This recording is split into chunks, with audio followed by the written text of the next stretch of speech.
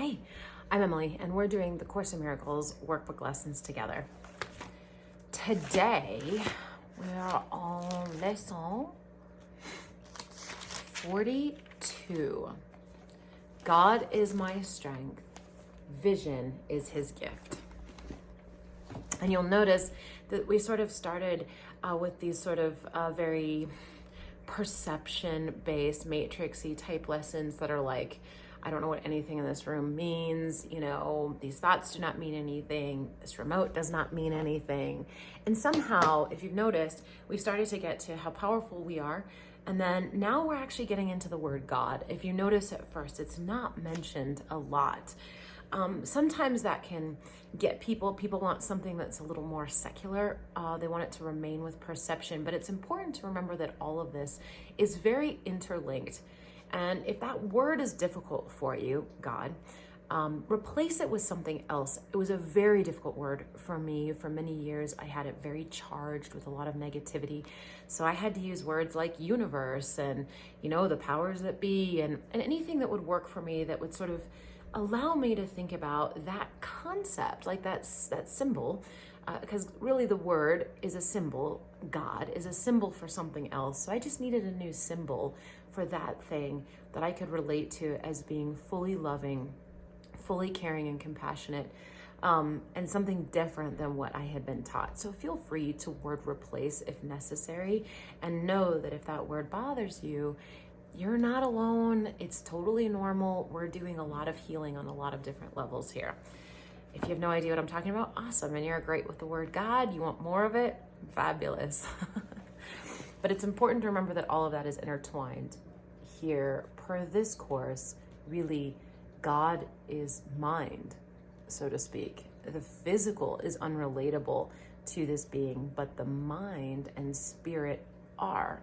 And sort of we exist in the mind of God, and everything is, within, sort of these micro little worlds. So right now, really, this world exists in our mind, but we really exist our reality in the mind of God, so everything is sort of inverse, right? Like inside of the thing above it. I can't think of that word for some reason. All right, lesson 42, God is my strength, vision is his gift. The idea for today combines two very powerful thoughts, both of major importance. It also sets forth a cause and effect relationship that explains why you cannot fail in your efforts to achieve the goal of this course. You will see, because it is the will of God.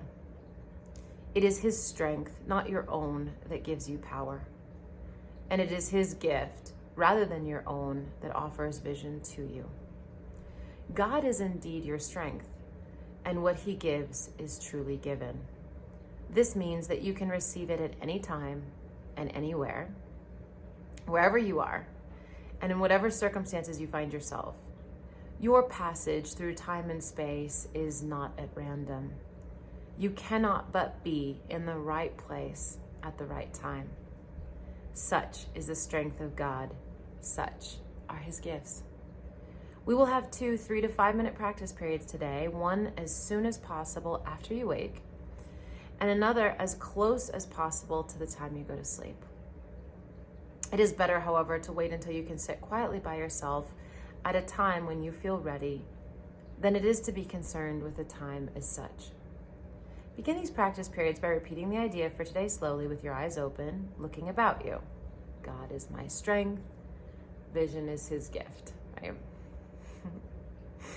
Then close your eyes and repeat the idea again, even slower than before. God is my strength. Vision is his gift. After this, try to think of nothing except thoughts that occur to you in relation to the idea for the day. You might think, for example, vision must be possible. God gives truly.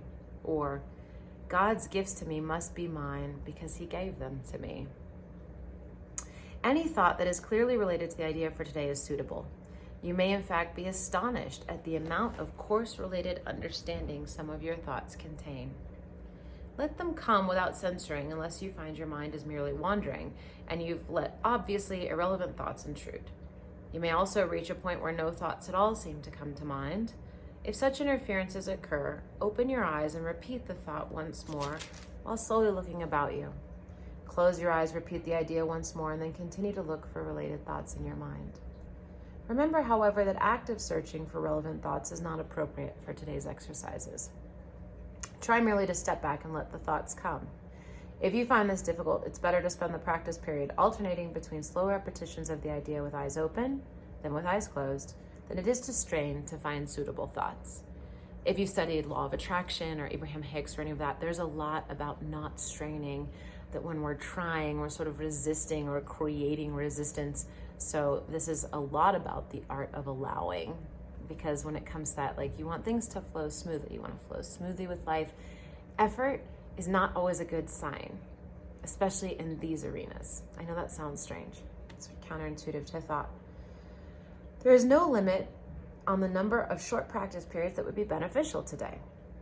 The idea for the day is a beginning step in bringing thoughts together and teaching you that you're studying a unified thought system in which nothing is lacking that is needed and nothing is included that is contradictory or irrelevant.